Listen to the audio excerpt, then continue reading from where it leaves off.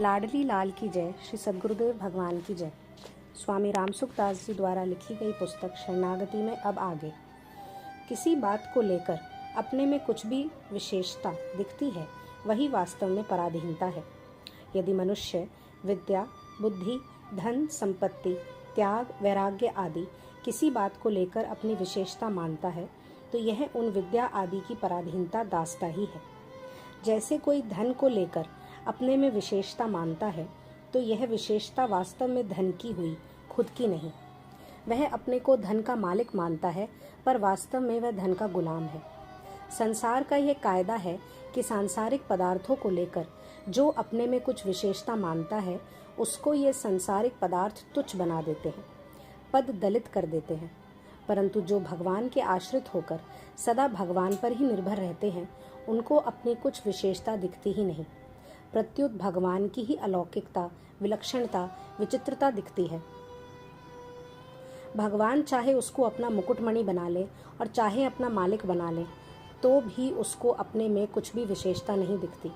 प्रभु का यह कायदा है कि जिस भक्त को अपने में कुछ भी विशेषता नहीं दिखती, अपने में किसी बात का अभिमान नहीं होता, उस भक्त में भगवान की विलक्षणता उतर आती है।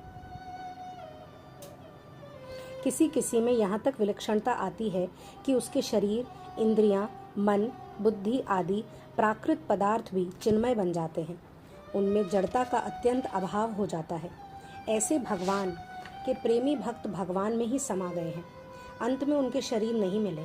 जैसे मीराबाई शरीर सहित भगवान के श्री विग्रह में लीन हो गई। केवल पहचान के लिए उनकी साड़ी का छोटा सा छोर श्री विग्रह के मुख में रह गया और कुछ नहीं बचा। ऐसे ही संत श्री तुकाराम जी शरीर सहित बैकुंठ चले गए।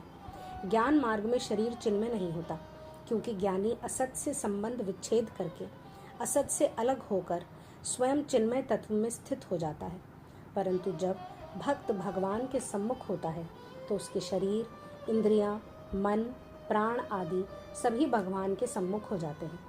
तात्पर्य यह हुआ कि जिनकी दृष्टि केवल चिन्मय तत्व पर ही है, अर्थात जिनकी दृष्टि में चिन्मय तत्व से भिन्न जड़ता की स्वतंत्र सत्ता ही नहीं होती, तो वह चिन्मयता उनके शरीर आदि में भी उतर आती है और वह शरीर आदि चिन्मय हो जाता है।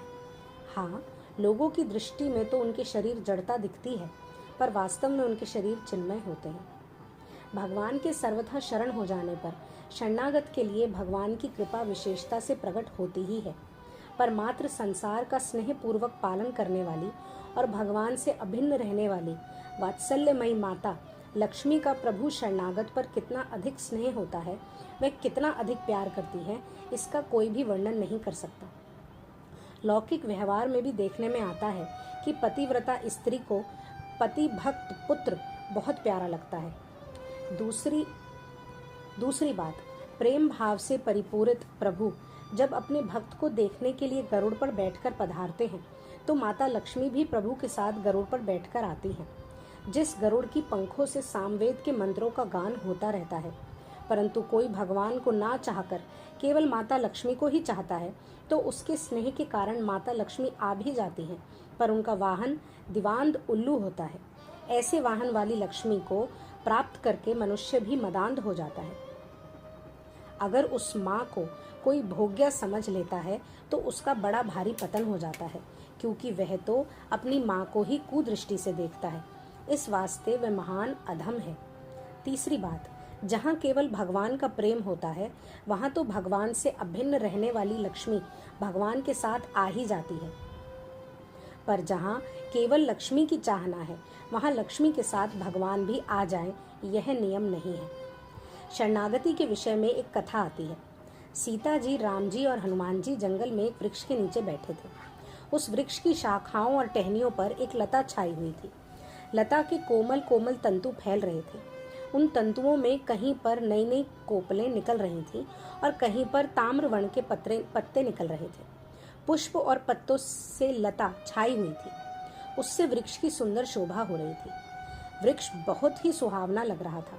उस वृक्ष की शोभा को देखकर भगवान श्री राम हनुमान जी से बोले, देखो हनुमान, यह लता कितनी सुंदर है। वृक्ष के चारों ओर कैसी छाई हुई है। यह लता अपने सुंदर सुंदर फल, सुगंधित फूल और हरी हरी पत्तियों से इस वृक्ष को कैसी शोभा बढ़ा रही है। इससे जंगल के अन्य सब वृक्षों से यह वृक्ष कितना सुंदर दिख रहा है। इतना ही नहीं, इस वृक्ष के कारण ही सारे जंगल की शोभा हो रही है। इस लता के कारण ही पशु पक्षी इस वृक्ष का आश्रय लेते हैं। धन्य है यह लता। भगवान श्री राम के मुख से लता की प्रशंसा सुनकर सीता जी हनुमान जी से बोली, देखो बेटा हनुमान, तुमने ख्याल किया कि नहीं? देखो, इस लता का ऊपर चढ़ जाना, फूल पत्तों से छा जाना, तंतुओं का फैल जाना, ये सब वृक्ष के आश्रित है, वृक्ष के कारण ही है। इस लता की शोभा भी वृक्ष के कारण ही है। इस वास्ते मूल में महिमा तो वृक्ष की ही है, आधार तो वृक्ष ही है। वृक्ष के सहारे बिना लता स्वयं क्या कर सकती है, कैसे छा सकती है? अब बोलो हनुमान, तुम ही बताओ, महिमा वृक्ष की हुई कि नहीं? राम जी ने कहा, क्यों हनुमान, यह महिमा तो लता की ही हुई ना? तो हनुमान जी बोले, हमें तो तीसरी ही बात सूझती है। सीता जी ने पूछा, वह क्या है बेटा? तो हनुमान जी ने कहा, माँ, वृक्ष और लता की छाया बड़ी सुंदर है, इस वास्ते हमें तो इन दोनों की छाया में रहना ही अच्छा लगता है। अर्थात हमें तो आप दोनों की छाया, आप दोनों के चरणों के आश्रय में ही रहना अच्छा लगता है। सेवक सुत पति मातु भरोसे, रहि असोच बनई प्रभु पोसे। ऐसे ही भगवान और उनकी दिव्य आह्लादनी शक्ति दोनों ही एक दूसरे की शोभा बढ़ाते हैं, परंतु कोई तो उन दोनों को श्रेष्ठ बताता है, कोई केवल भगवान को श्रेष्ठ बताता है और कोई केवल उनकी आह्लादनी शक्ति को श्रेष्ठ बताता है।